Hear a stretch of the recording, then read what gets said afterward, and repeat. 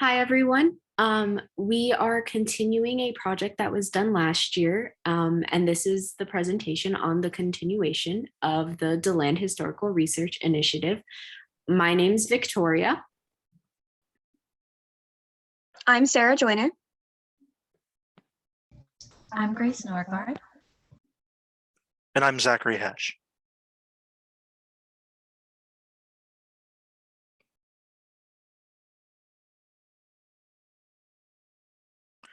So the previous project that we're kind of picking up and continuing off of involves research of DeLand's history, and more specifically, a historically Black community now known as Spring Hill. In older eras of DeLand's history, it was known as Yemisi. Various variant spellings of that word existed. It wasn't very standardized.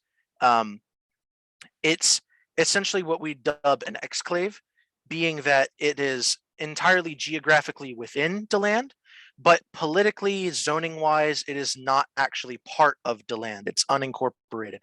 That has unfortunately manifested itself in several issues facing the community today. They have a poverty rate of 37.4%. That's over 3 times higher than the Volusia County average. It's well over double the DeLand average. They have issues with complications when they try to access city utilities. Sometimes they get access to city response teams, such as paramedics, police officers, firefighters. Sometimes it ends up being county resources that are directed there, which can slow down response times in some cases. And they also suffer from lagging infrastructure due to lack of investment. Not being part of the city locks them out of being able to access a lot of funds. And our goal is to try to help find a way to rectify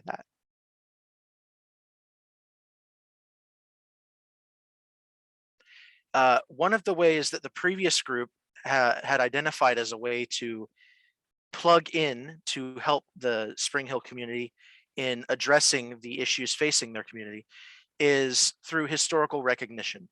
The reason being is that DeLand is a very historically enriched city. It is tied to history running back a century and a half throughout Central Florida. And Spring Hill, we have set out to prove, is no different. Spring Hill is exactly the same sort of community that grew alongside of and within DeLand, and as part of DeLand, as we want to also prove. And therefore, if we can prove that, we believe that we can help obtain access to federal grant money through becoming recognized as a historical district. We can help potentially revitalize the community, building back up that infrastructure that's kind of lagged behind. And then hopefully even push towards potential annexation into the city of DeLand, which would allow them much greater access to being represented within the community that they are so historically tied to. The previous group worked on certain directories of persons from 1907 and 1911.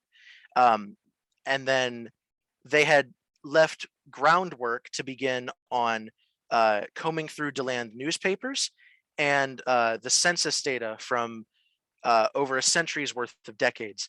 And so we decided to plug in and find a spot in the newspapers.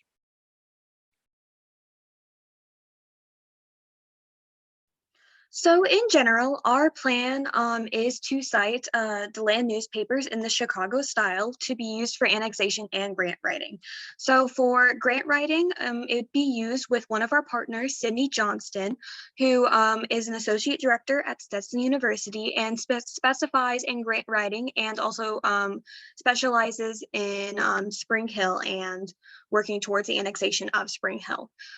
With Sydney Johnston, we will be using these newspapers and citing them for Sydney Johnston and other historians to use. And that is why we are doing this Chicago style. So that way we can have it in a historical general category as citations.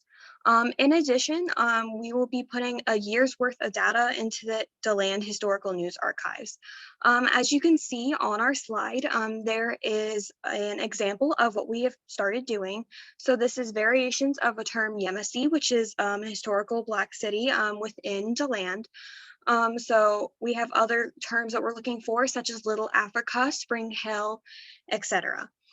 So we'll be looking for that, the heading, the day, page, month, and the year, and we'll be putting it on an Excel spreadsheet and then also a math spreadsheet of the specific terms. We are looking to do a year's worth of data because it is a mass amount of data to go through, and there's no telling how many terms of the cities we are looking for, or cities or towns. And so, as I already said, Sydney Johnston is one of our biggest communicators and has helped us through this to provide us on information on how to access the material and also how we're going to give the material to others. As was stated earlier, we are also continuing a project from 2021. So this is coming off of Katie Kraft, Grace Herzog, and Joseph Parr, who were all part of the previous project.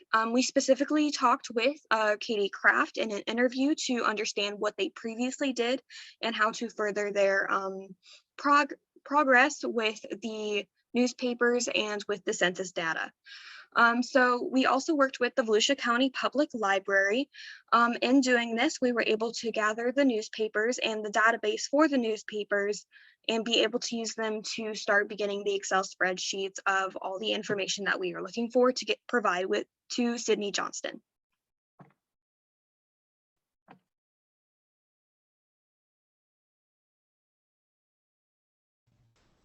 So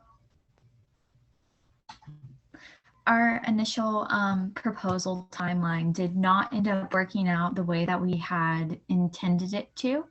Our initial timeline had each of us doing 8 terms over the course of about 2 months.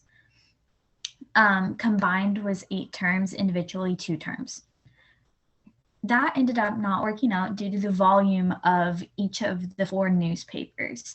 If any one of us was to download all those newspapers onto our laptop would most likely shut down and maybe not turn back on, and that's something that we do not want to happen.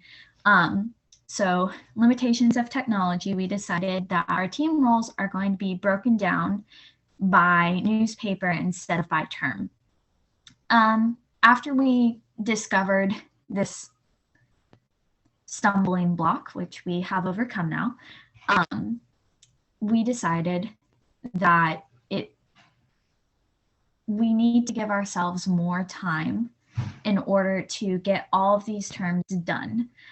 There have been several issues accessing the archives. Thankfully, we were able to do that on the 1st of April in 2022.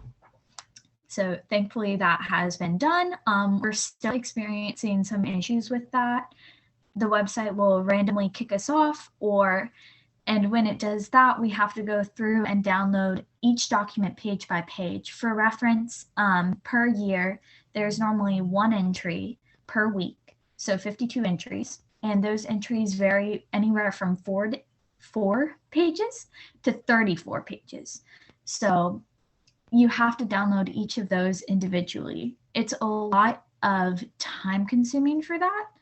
However, we believe that we'll be able to get the first year done by the end of this semester. So our first progress check, just to make sure that we are on schedule for that, is going to be on April 15th. I had mentioned theme roles earlier, so just to clarify who is doing which newspaper, Zach is doing the DeLand Sun News, Sarah is doing the DeLand News, I am doing the Volusia County Record, and Victoria is doing the DeLand Sun, as well as the communications with Sydney Johnston, who is our primary contact.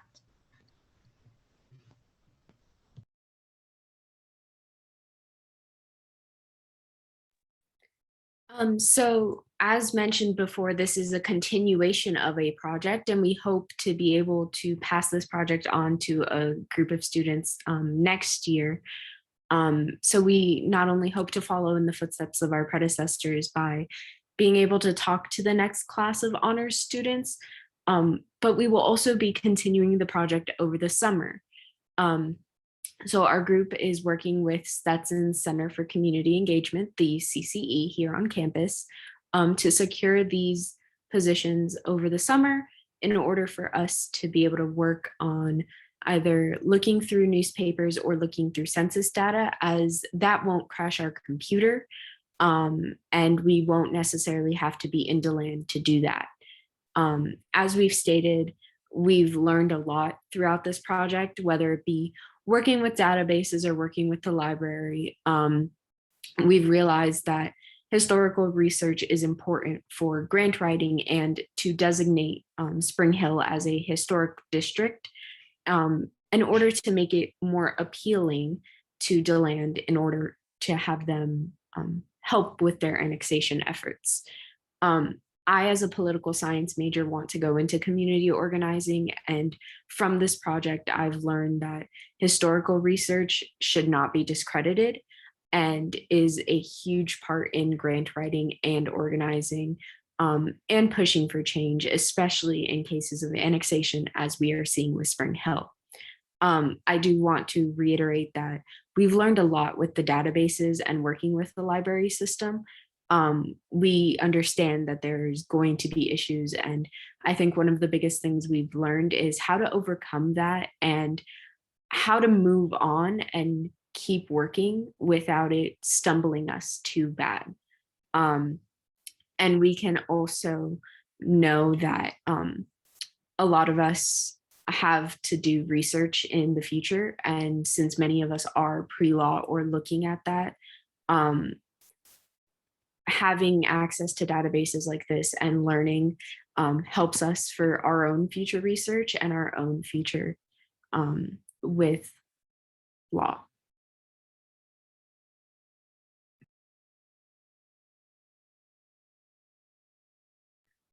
And this is our abstract that sums up our project, but we hope you enjoyed our presentation. Thank you.